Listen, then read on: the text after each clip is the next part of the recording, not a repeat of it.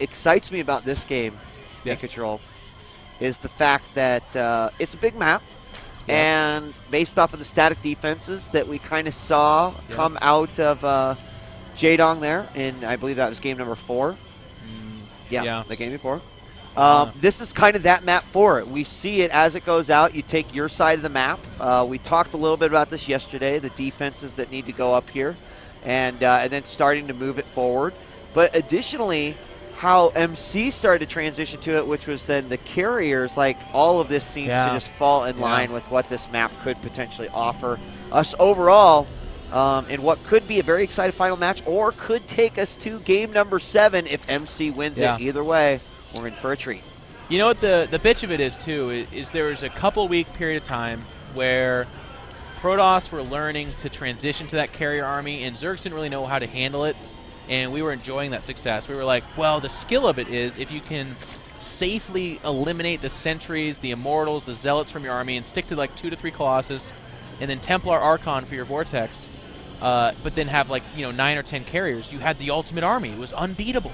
But then Zergs learned you can fungal the interceptors. You sack the corruptors on a big bank, and you handle them that way, basically. The fungling the interceptors is the big deal. So it really comes back to this. Well, Protoss were frustrated for a long time. It goes back to the mothership. You need to land this Vortex. You need to get the Archons in that Vortex. And you need to storm and feed back the Infestors so that they don't stop you from doing that. And if in that chaos you can continue to use your carriers, that's where you find success. MC tried to do that, but was denied by Jaedong's mechanics. He was not able to get in the Vortex. It was wasted. He lost the mothership, so detection wasn't an issue. And his carriers, quote-unquote, won the fight, but Jaedong traded better and was able to come back and win the game from there. Since Pylon didn't go down, Nexus dropped here in just a moment. Forge finishing up. Pool about ready to complete as well. Probe will be hunted down eventually. No third base attempt quite yet. There's the Nexus. Yeah, Jaedong was able to get down that hatchery at the time that he wanted to, so it's just a pair of Zerglings coming out, as you had pointed out.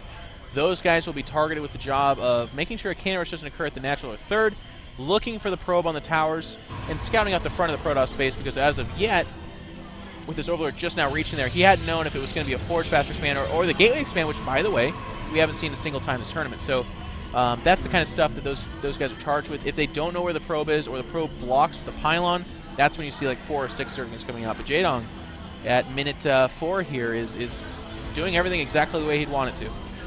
Meanwhile, 2 gases for MC inside the main. Sorry. I just threw a pen at you. It's okay. It didn't hurt. Okay. There's the third base going down. Zergling checking for any cannon denies. And this map is ripe for pylon, proxy pylon. So not cannon rushes per se, but like I'm overlooking your future 4th base, I'm warping in zealots on you. Right. Or I'm overlooking your 3rd base, as you just showed on the camera there, I'm warping in zealots on you. So Jaedong is super active about getting Zerglings around there, and that's part of what makes him so special. But you Zergs at home need to emulate that, because otherwise us Protoss players are going to make you very upset with those kind of tactics. Now, thinking about what we could potentially see here, very early in that game. Well, I mean, I guess talking about MC keeping his pace, right? He plays either his pace or he plays the pace dictated by the enemy. For example, when when he got hit really hard with all those Zerglings, but still managed to come back and kind of snowball his army. Jaedong, on the other hand, I feel like we've seen that super accelerated style of tech, and then we've also seen very standard styles of tech. Yeah. So, we'll get to that point right around, I think, 8-9 minutes where we're going to start to see which way he's going to go. But I love the fact that you can't really predict. He's going to keep you guessing. And, for MC, it's fantastic to sit here and watch him just deal with that. And then eventually, whether that mean win or lose, I think the game where he dealt with all that Zergling aggression, like we meant, lost all those units, gorgeous. But still, it didn't really fault him. I mean, how many players, even not on a pro level, are just like, I don't know. And that's what it takes to be the best of the best in this game. And be able to handle that kind of stuff. What a treat, too, because one of the things that makes StarCraft so special is that this is one of the unique games where a lot of people like to play it, don't get me wrong, but almost as many, if not more, enjoy watching it because of the skill it takes to execute strategy on that level, and to defend and to think on that level, to be that fast. Not just with your hands, with your mind and with your commitment as well. It's a spectacle. So that's why I love to watch it. Absolutely. I mean, frankly, anyone who just doesn't get excited and go, God, you know what? I wish I could play like that. You know, no different than a sports athlete where I'm like, God, I wish I could shoot a basketball like Michael Jordan. You know, it is exactly the same way. And a huge level of appreciation. I think that's why fans do really enjoy it to that level, because they can appreciate it and how difficult it actually is. And these guys are putting that on a showcase right now. So there is that pylon overlooking the fourth. And right now, that's not a big deal. There's no strategy being worked around that. Right. That pylon's not like, oh, God, I got that pylon down. Well, now it's a 9-gate, 3-base attack. No, it's not like that. It's for the future, to spot when the fourth goes down and to potentially cancel it out. That's why the probe separates itself from it, too. But you do see a slight gateway push out, and with the Stalkers off the creep, speed has not kicked in yet for the Zerglings. Well, there's that warp. That attack. He did actually end up using it. This one makes more sense, though. He's got a pylon nearby, so if it goes well, he can reinforce it. Otherwise, it was kind of silly. There's enough roaches out here, though. This is going to get dealt with. It really will. Trying to save the queen, and I don't think MC realizes. Another pylon over there. Yeah, they're but too much stuff. Exactly. I think you're right, Wheat. And I'll tell you what, if there's a scouting report being formulated somewhere out there, let me do some verbiage for you. Do not gateway timing Jaedong. He's just always ready for it.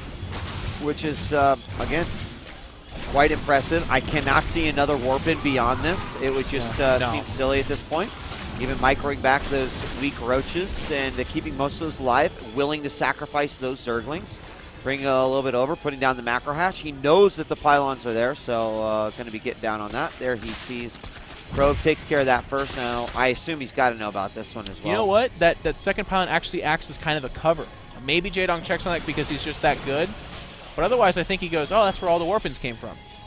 Yeah, that's true. And there's another warp-in of Stalkers. Yeah, it's going to be a blink attack. It's a 2-base blink all in. And blink done. He's pylon himself in. He lost the probe that's out here, so it's down to this one pylon. Jaedong is making 13 roaches. Roach speed's going to finish. He's going to have burrow. That's key. He's in place to block this. The only problem I have is he's going out onto the map. If he's off creep, caught by those blink stalkers, he could suffer a lot of loss. And he's got to still be careful here. Obviously, a few Zerglings would help out tremendously. Burrow's going to be finishing up right here. Are we going to see Blink versus Burrow? Well, we see it right there. And they heal up. Beautiful choice. 9 more roaches coming out. Yeah, you know your opponent does not have that observer out at this point. And from this moment forward, he knows what he's facing.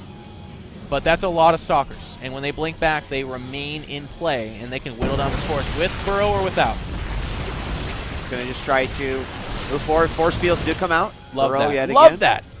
Low sentry count. Oh, love Burrow this. down. Love this. You're going to burrow me? Cool. Forward cannon. Again, a decision that this is obviously not something that MC deals with on a regular basis, I'm sure. But he can adapt accordingly. Yeah, and I think there has to be more Zerglings here to make this MC's about work. to get smashed. He really is. He's about to get absolutely smashed. This just, well, the force fields are beautiful there. Cannon gets sniped. He needed a background one. Sentries are going to go down. Burrow instantly. Jaedong can play the waiting game. He has something at the third base. He knows this is a 2-base all-in. Put down some spines just in case as well. But 9 roaches, 4 Zerglings. Supply keeps growing for Jaedong. It does not keep growing for MC. Yeah. Here we go. More Zerglings coming in. Sentries are about to fall. Oh, that stalker count is super high, man. That stalker count. I'll tell you what. And there's an observer coming out. I didn't see him build the robo, but there it is. And this is interesting. Oh, he had it from the beginning. Never mind. He did? It just wasn't. Yeah, I think so. What? The robo. The robo. Maybe not, though. He would have had an observer there if he had it from the beginning. I don't know. He's looking to bust the front wall, too. Let stalkers come out. That's all it takes. That's a lot of stalkers up there. I'm actually growing concern for Jaedong. He's going to push forward now. There he goes again. Another warp in. Look at that blink.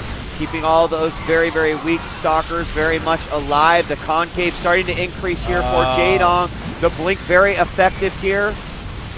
Needs to get the pylon before the warp in. Is he going to get it? He does. One Zealot manages to stay alive. Queen even comes out. And there's the observer. And he has to lift. He has to unburrow and fight.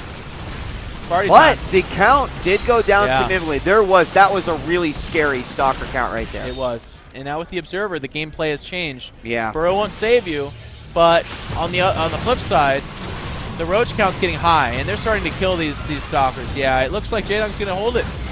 We might have a champion here. We might have a champion here for the Kingston HyperX 10-year anniversary tournament. Jaedong, it is his birthday. It's not quite done yet. There's still going to be another warp in of Stalkers, but 12 additional Roaches are on their way.